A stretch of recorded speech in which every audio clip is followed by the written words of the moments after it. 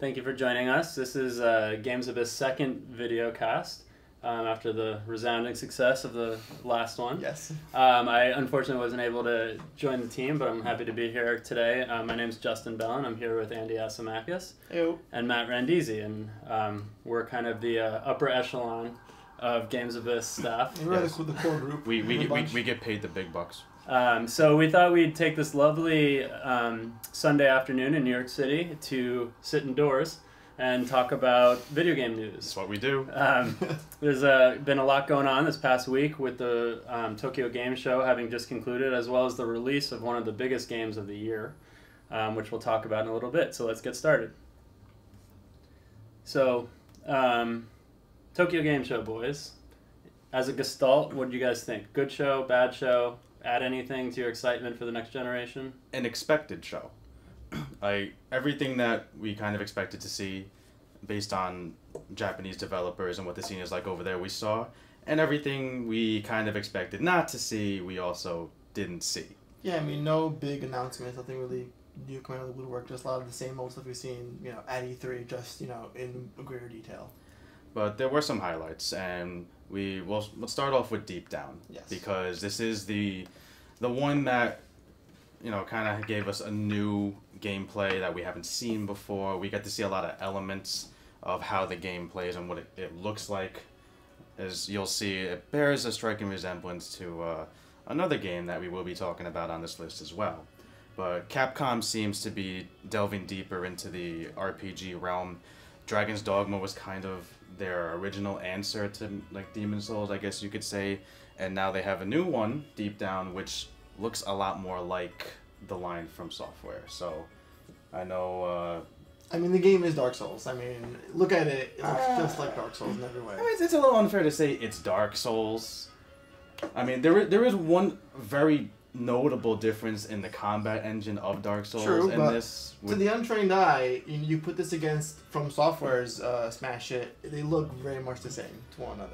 Well, absolutely. So I think what's interesting here is I don't think even From Software was prepared for the success of Dark Souls. I mean, Demon's Souls was clearly a cult hit, and we were all part of that cult. Yeah. I mean, I think it was one of the finest games of the generation.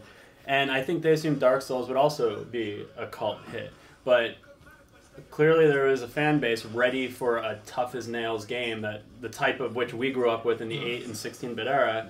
And Dark Souls, went on to sell millions. And so I think suddenly all these other companies, and Capcom probably most notably, are kind of like scrambling to tap into that demographic of people who want, tough as nails, medieval type fantasy. What do you think after Dragon's Dogma success is like the next course of action for Capcom to take? Like, that formula worked for us. Let's broaden that horizon with. Because Dragon's Dogma was an unexpected success for them. I mean, in a year in which Capcom shot the bed with Resident Evil 6 and a couple other their releases, when they looked at kind of where their actual income came from, they had greater than expected sales of Dragon's Dogma, to the point where they did Dark Arisen and I didn't even pick up the game until Dark Arisen came out. I know Matt was a huge fan. But so I think now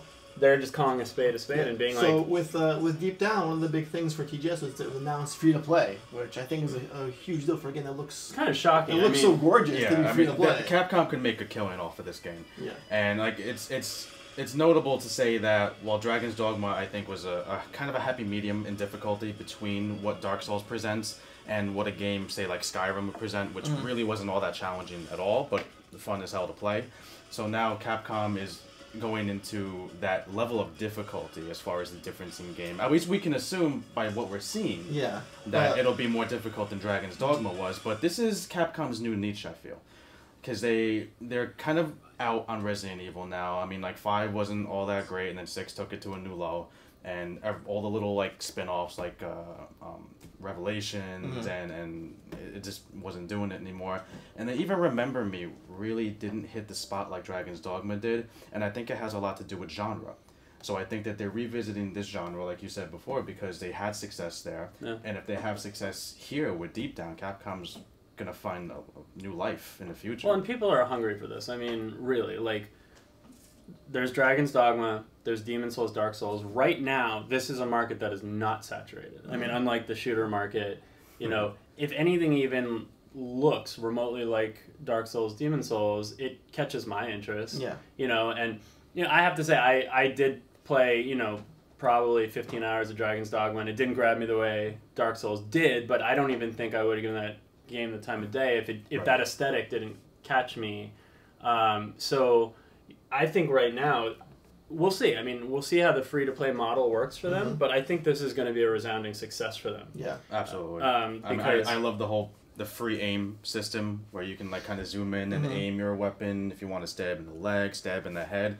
Like I said before, it reminds me of Resident Evil 4 with the free aim just with melee weapons. I think that's going to be a huge success for the game. It's going to be one of the selling points. Well, speaking about Dark Souls 2, I kind of want to get to that trailer next because it's probably one of the most gorgeous things I've seen. Dark Souls 2 did have a very nice trailer at TGS as well. We didn't get any gameplay, or at least nothing too detailed, but certainly enough to catch our interest. So let's go ahead and get that running. This is my pre-order receipt for the $119.99. This is what you're wasting the so what does that come with? of your battery on. What does the CE come with? So this is funny because so this week, finally the release. So the release date for Dark Souls 2 was finally announced. I think it's March 31st of next year. Indeed. And this, as of right now, is for current gen. By the way, this is actually not yet announced for PS4 or Xbox One, although they did acknowledge there will be a PC version shortly thereafter. But, you know, I was someone, seriously, if I had to have one game on a desert island for the rest of my life, Dark Souls would be it. So I'm obviously very excited about this. If you had Skyrim for the Xbox, would it be that? No. I mean, the game looks phenomenal. So I'm gonna go ahead and say one thing though, which is, look, I have faith in them. There's something seems to be a little missing to me. Dissension in your faith. And maybe it's because, you know, there's a new director. The director who made Demon Souls and Dark Souls what they were is out. Obviously, his understudies and the rest of the team from Software are still behind this. He's consulting also. He's not a total. Yeah, I'm sure he's not laying on a beach somewhere, like sipping Mai Tais, going, suckers. With his Dark Souls money. I mean, you know, don't get me wrong. Of any game in the next year, I'm more excited about this than anything else. Yeah, you want to pause it on this so we can take a look at the CE? Oh, see, this is just the Black Armor edition. Keep going. No, keep going. Just keep going. This is for the poor folk. Right? I can't be bought. Here it is. Okay. Yeah, so I'm gonna get my nice 12-inch figure, as well as my titanium case, my soundtrack, my map, and the game, etc. Justin does like it 12 inches. Yeah.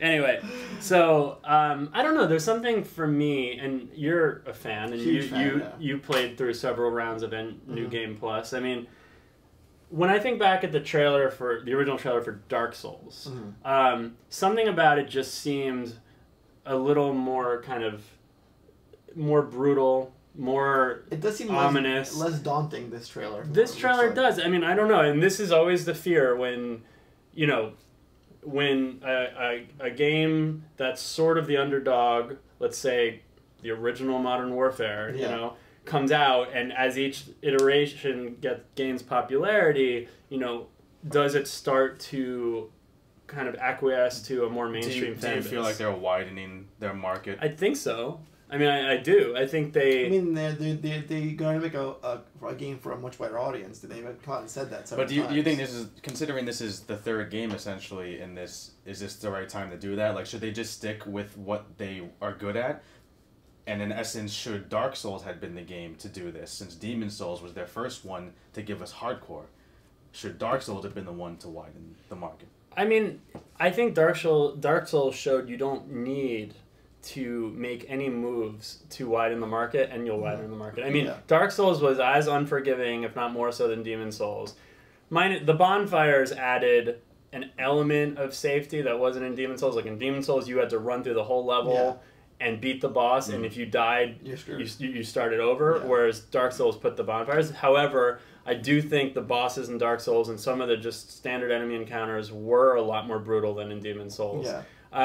Plus, it was multi-platform. That was also that way they widen the audience as well for them too. It's PC and 360 players. So we'll see. I mean, what I hope fundamentally is that they keep the oppressive atmosphere and that really esoteric world building that they do with these bizarre NPCs who... It's a prequel, right, to Dark Souls, is that what I'm hearing? This game is actually set before... It's not clear. It's Dark clearly... Souls? Whereas Demon Souls and Dark Souls were different universes, this is ostensibly the same universe as the first Dark Souls. But I don't know where... Right. Okay. So I just hope...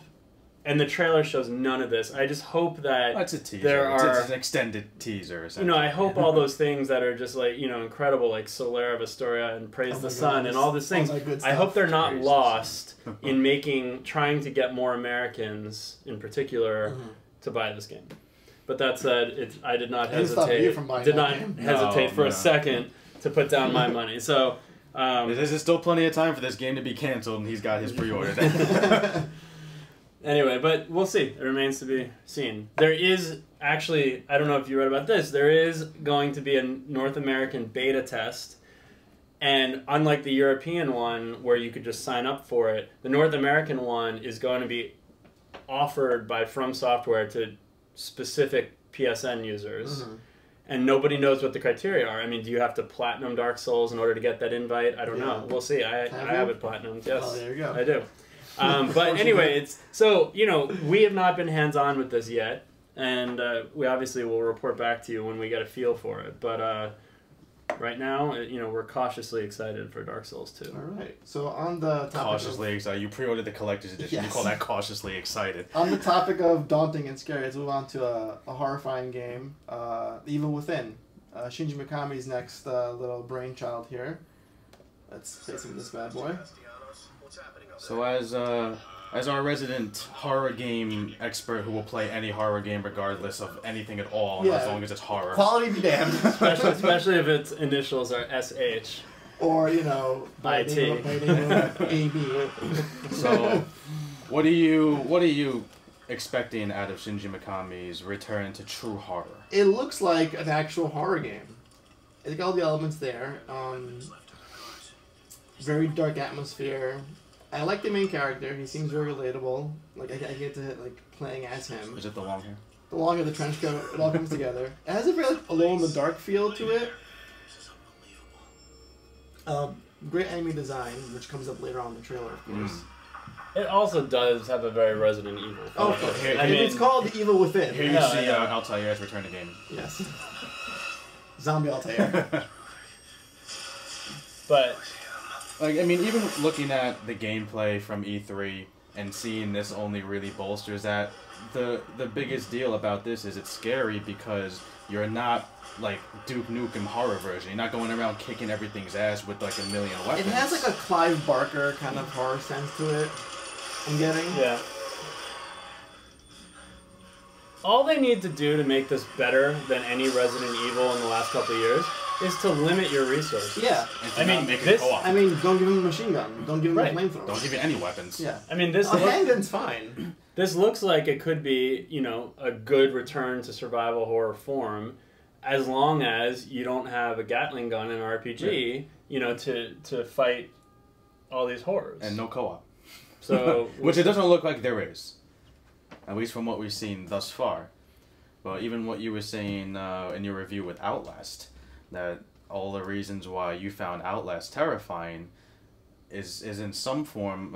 Obviously not with the no weapons. He's a detective. He's going to have a handgun and whatever else, like a melee weapon. But there's going to be more firearms as well. But there's going to be more of a sense of you are the prey always. Yeah. In the Evil Within, which is completely what was lost from Resident Evil, is what was lost with Dead Space. Which is amazing how you can do that in Dead Space, considering the models of the necromorphs, and yet never once in Dead Space 3 did I feel like I was being hunted. Whereas in this game, it looks like I'm going to constantly be fearful of anything that comes up to me and may threaten my life, which is how it should be. Here's my question, though. When I watched that trailer, we kind of touched on this earlier, but you know, I see character designs that look like the Licker from Resident Evil. You know, I see characters that look like they came from a modern Resident Evil, etc. Like it's Leon's twin brothers. Right. I mean, it really is. So the question is, like, what's really left for survival horror of this type? I mean, mainstream survival horror. Yeah, because, you know, I'm not sure there will ever again be something like a Resident Evil 2 where it's just this whole new experience in like horror gameplay, etc. It seems to me now, you know, this and you know, God bless them, but games like Outlast and Amnesia, etc., they're kind of providing effective survival horror by literally giving you nothing but the ability to run away and hide. But there's also a lot of different devices that need to be used predominantly in this generation, because games like Resident Evil 2 had a lot working for it to help add to that effect, like the controls. Yeah. You're not going to see that in this generation because it's just not, you know, you're not going to put shoddy controls where you have the 360, 180 turn and then run away just for the sake of helping it be scary. So I sort of wonder if we will ever again feel about a survival horror game the way we did, you know, back when I was, however old I was, 12 or 13, and I was playing Alone in the Dark on my PC. I mean, that show your age. That I have no qualms about showing my age. But, you know, these games are... it'll just be interesting to see if survival horror really can hang around another 5 years, because I feel like everything that can be done to scare a gamer has been done. I mean, not with games like this, but I would say games like Amnesia, Dying Light, for example, is coming out next year. If they make another Fatal Frame or Clock Tower. Among Us, Fatal Frame. Remother, all these little like small indie developers are really like embracing what horror is all about. Yeah. And I feel like with a game like this, they're trying to get back to the horror roots, but we'll see how it goes. Yeah. Well, you were quite enamored with Outlast ending aside. I was, yeah. It was a horrible ending. So it was a great horror game until a certain point. It was short, you know, for a 4-hour game. Yeah. You know, like a the really Machine good for horror Pigs. movie. Yeah, exactly. That short, really? 4 hours long? I think my final playtime was 4.5 hours or something. Well, and we didn't get to talk about that. They're as long as Uncharted games. So like, well, what's the big deal? It's been done. It's a lot longer than but I mean, Sword, that's for sure. Yeah, but you know, and that touches on like what's value, right? I mean, I'd rather, first of all, Outlast is $19, I think. Yeah. A Machine for Pigs is $19, but was being sold for like $12 on Steam for a while. So for 4 hours, I mean, that's good bang for your buck relative to going to some shitty movie. Yeah. So, you know, I don't mind that per se. Well, I won't say that about the new Chucky with this one. Well, yeah, we'll see how it turns out on Tuesday. All right, moving on. Let's talk about probably the gem. A franchise we all hold near and dear to our hearts. The ones since childhood. The franchise that I guess in a lot of ways is one that we're holding on to faith-wise because we have no reason to believe that it'll let us down. Although with Ground Zeroes, we're seeing a lot of potential for success, and with the enlarging of the entire like gameplay atmosphere, maybe some spots for disappointment. So again, back to Dark Souls 2, how they're kind of broadening their audience. Right. This to me seems like they really want to get any kind of person interested in the military game to play this game. This is like a Splinter Cell, Metal Gear. It's all just meshed together. I see some Batman Arkham games in here as well. With this particular demo, I see a lot of Far Cry in an urban setting as well. Which again, like, doesn't bother me because I loved Far Cry. Can I take something you just said and run with it a little bit? Go with it. So, I'm coming hot off the heels of having played Splinter Cell Blacklist, and without providing a formal review for the game, that'll be later. I was not a huge Splinter Cell fan. I mean, I played your first one. I played what was the second one? Splinter Cell 2? No, it had a subtitle. Anyway, and then Chaos Theory. Like, I liked them. I didn't play Double Agent or whatever. Conviction, was that what it was? Conviction. I didn't play those. Conviction was the latest one before. Honestly, the only reason I played Splinter Cell Blacklist is because it came free with the video card for my PC. So I booted it up. I was astonished how good it is. And it was really one of the best stealth games I've played in years. And when I saw this demo this week, so many of the ideas that... Is that stealthy to you, by the way? I just want to point that out. You drive around in with the headlights blaring. No, but like I've never been concerned about a Metal Gear game before, and I actually am a little concerned about this one. I mean, a lot of the ideas that I'm seeing here were just done in Blacklist. Well, keep in mind, it's not like Blacklist came out and then Kojima Studios was like, hey, let's do this. I mean, this has been in production. No, I'm not saying... Right, I'm not saying that at all. I'm just saying, like, you know, I've never really seen the seams in Kojima's work and kind of felt like maybe he wasn't cutting edge. And granted, this is supposedly an open world, which Splinter Cell Blacklist is not open world. But as far as, like, the stealth mechanics, they're so good in Blacklist... And they look a little clunky here. You know, I'm not crazy about the CQC that you see here. It looks like the exact same CQC that we played in Peace Walker. Yeah, a lot of the Snake Eater and then Peace Walker. Moves and, I see.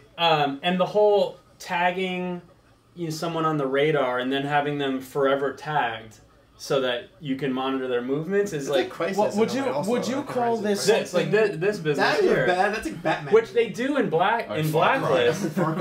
They do in Blacklist, but it's just not something that I ever expected. I don't know if we can say that this is an element specific to a certain amount of games as opposed to an element in this genre in this day and age.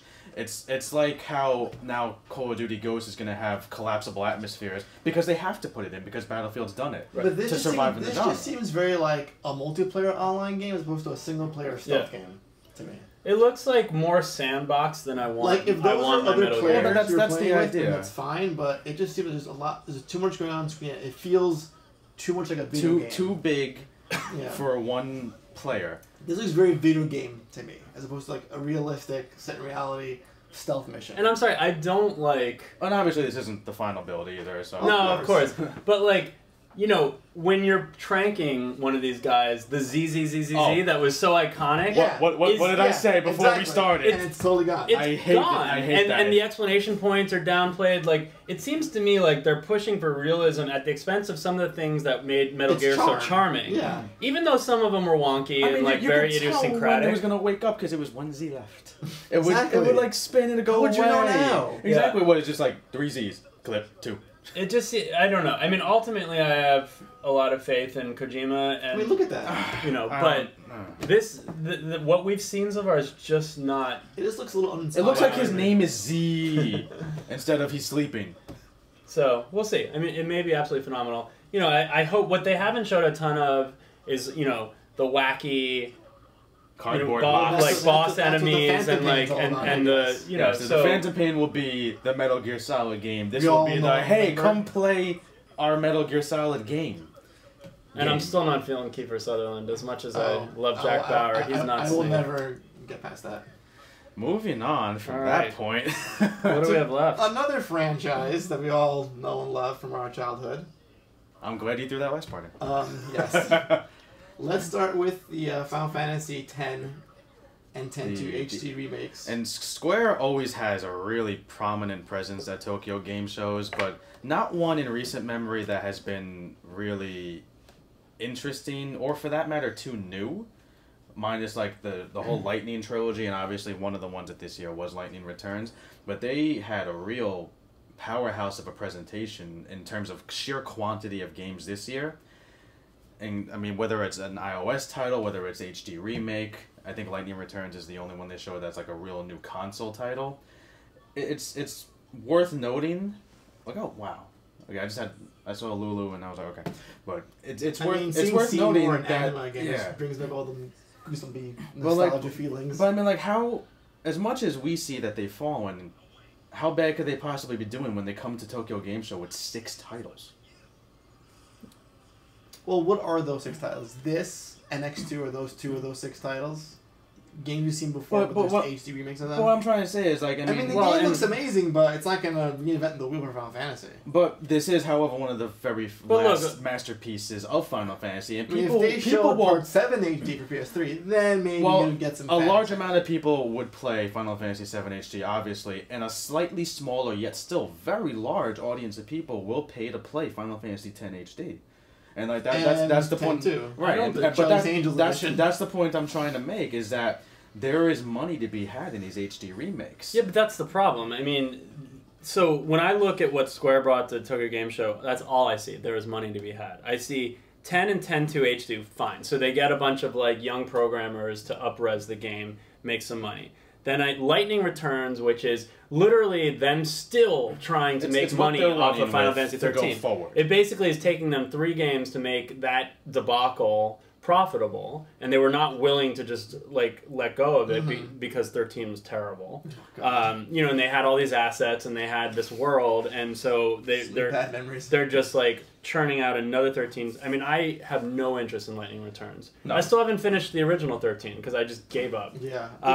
Then like for the after years, fine. So they have, you know, they're taking a game that is already just, you know, was like a one of the real old school ones, like even before the 32-bit era, again, which is going to have but they're just taking like the epilogue chapter and it's not new. Like a lot of these aren't new. I mean, we're looking at Agito right now before we started up, which is new, and the one real accolade I can say about this is it looks ridiculously good for an iOS game. But this is just a cash grab. I mean, like, when are the, you know, where's the Square Enix that out of nowhere said, here, Vagrant Story, enjoy it, it's a new IP? Well, that never happened because that was Square without Enix. I understand, but here, like, even Brave Fencer Musashi, like, you know, Final Fantasy Tactics, fine, it had the Final Fantasy name, or Parasite Eve. Yeah. All titles before the merger. New IPs. They literally have to tack Final Fantasy, those 2 words, onto everything. To sell this. And I mean, look at this game. And this is for iOS, and...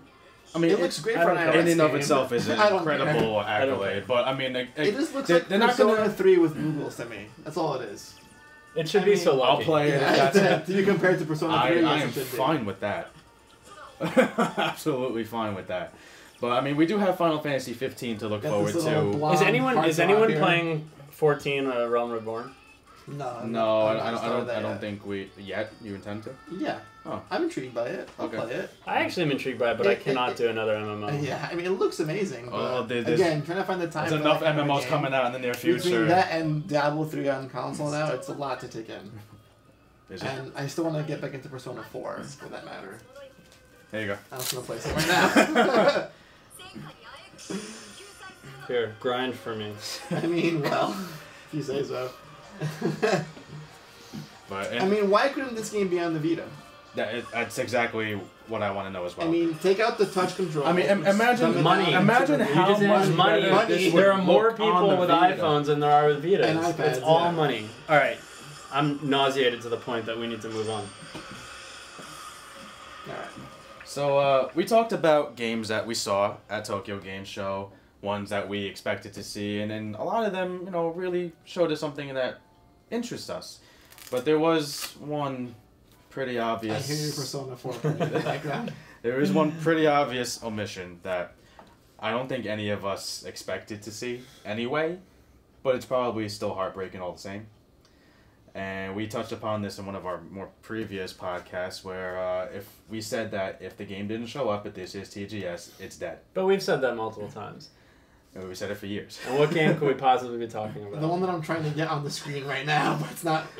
I gave you a big lead-in. You did. Andy. I'm sorry. It's like, why isn't this Mac computer working the way I want it to right now?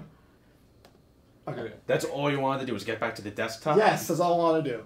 To show it there on the screen. So what game are we talking about, ladies and gentlemen? It's The Last Guardian. Yay! A title that I've written my last article on this game because I you know, in my first year or two of writing for Games Abyss, I probably did like 5 articles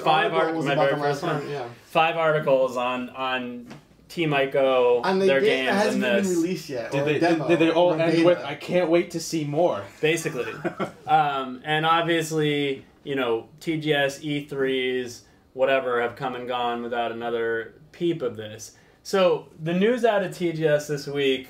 He's crying. You can see the tear come down his face. The news out of TGS this week, however, and you guys can tell me what you think about this. Sony reiterated that the game is not dead and that they're waiting to reintroduce it since 2007. So this means which is true. The only reason and this is like, I be feel like a season. battered wife, like, coming back. But the only reason why I think... We can cut that It's out, like too. it's like me in Silent Hill. It is like you in Silent Hill. The only reason why Well, he actually gets to play Silent Hill. I do. and it's shit every time. But I still get to play a game when I want to. The only reason why I actually think there's a possibility that there's the tiniest nugget of truth in that statement is because they're you waiting can't to handle the opposite. No. It's because we're imminently on the next console generation. Yeah. And they're waiting to reintroduce it. There is the possibility that when this game got delayed, they finally called a spade and said, we'll release it for PS4.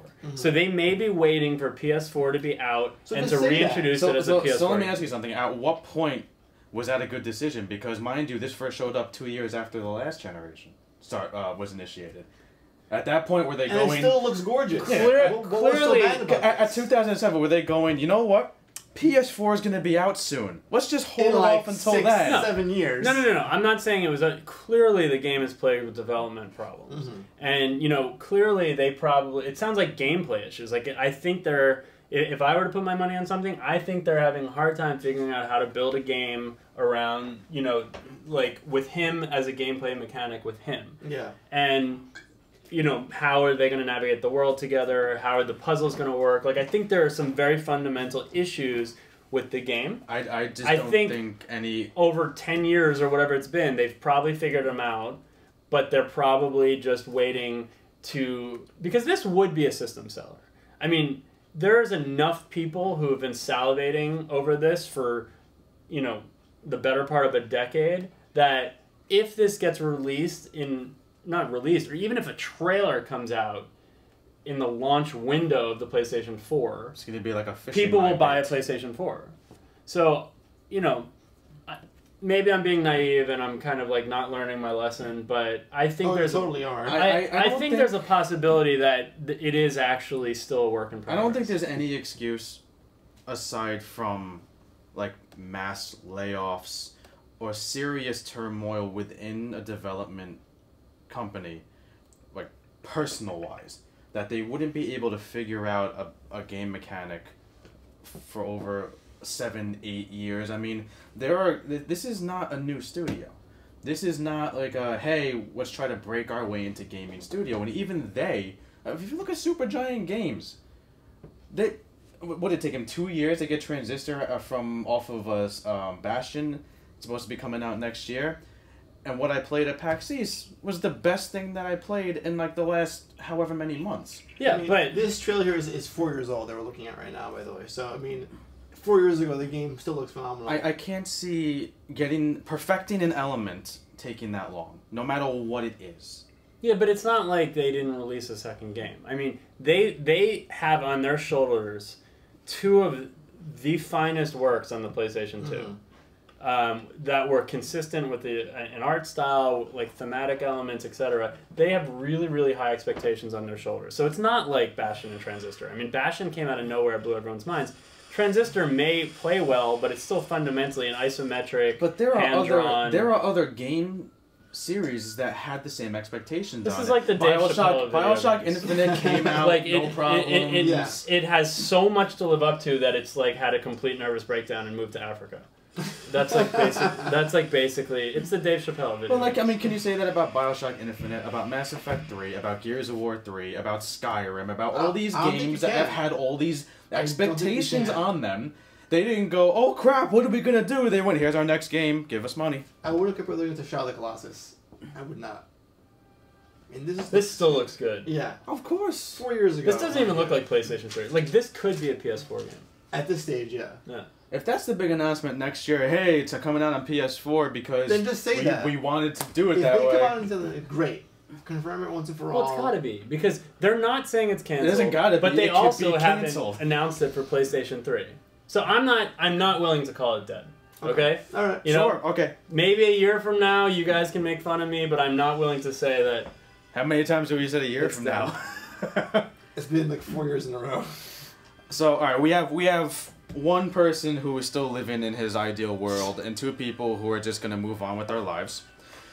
And move on with this cast. It does look nice. 1 second. Yeah. I'm having a moment here. I know, just really good. Oh my God, if that thing. Look at the butterflies. Look at the detail. Like. See, I think the problem is they made this incredibly moving, amazing trailer. It's gonna die. But it's hard to make a game like this. It's hard to make a game like this. It's the last Guardian. The name of the game is the last Guardian. What if the boys? What was the name of Final Fantasy? That's a completely different animal. Not. Anyway, all right. So moving on. Before I those are our TGS 2013 impressions. Like him if you will, don't like him if you don't. But there is one game that has come out recently in the midst of all the TGS hype, which has us hyped up over here in the States. And one person at this this little round table here, even though it's clearly rectangular. The reason for the obligatory coffee during this podcast today is because I was up all night playing Grand Theft Auto 5, which is now, by the way, the fastest entertainment product to make $1 billion in sales, which is just insane. I mean, this is obviously, it's like a cultural phenomenon. Grand Theft Auto always has been, but you know, here's a team who basically doesn't have it's like the antithesis of, say, Call of Duty. Like, both are cultural phenomenons. Call of Duty feels compelled to maintain their status with annual releases. Grand Theft Auto, it's been 8 years since the last one? Or 6? Which is... It depends if you're talking about console releases or like little... Well, GTA 4. Like Chinatown Wars. Yeah. GTA 4 was in... 08, was it? 08, yeah. So, you know, they basically, Take-Two and, you know, the Hauser brothers just basically take whatever time they need. And this is, you know, some people are saying that this is kind of like the mic dropping on this generation of games. It's like, it's kind of... Isn't that what we said about The Last of Us? I think that, yes, and actually I've thought a lot about it because, you know, I think those two games are going to be in the Game of the Year discussions amongst us and amongst anyone. And, you know, as I was playing Grand Theft Auto 5 last night, I was trying to decide myself which game did I prefer. And there's, I mean... Have you played enough of GTA 5 to make that kind of designation? Like, I've played enough to know that there's such vastly different experiences. So, you know, here's my preliminary impressions. I'm not ready to review the game, but it's absolutely an achievement. I mean, this is the most well-realized open world of this generation, which by default means ever, right? I mean, what they've done with Southern California and you know, put it into digital form is unbelievable. All right, here's my concern. Now, is it a well-realized city in and of itself design-wise, or is there literally enough to do within the city to keep you interested for hours on end? It's... Because, you know, my one big complaint with Red Dead Redemption was it was this gigantic atmosphere, this gigantic map, but there just wasn't enough to do for all the space they gave you. First of all, eat shit and die. Second of all, because that is the greatest game of this console generation. I sort of agree with you on that one. The greatest second of all, the greatest game. I think you'll be... Can we watch that, by the way? Yeah, it's what's going on. I think you'll be... Best, oh my best God. finds of all time. It's going to hear. I think you'll be pleasantly surprised because yes, it is an enormous world, and this is why I think it takes them 6 years to put this out, or whatever it's been.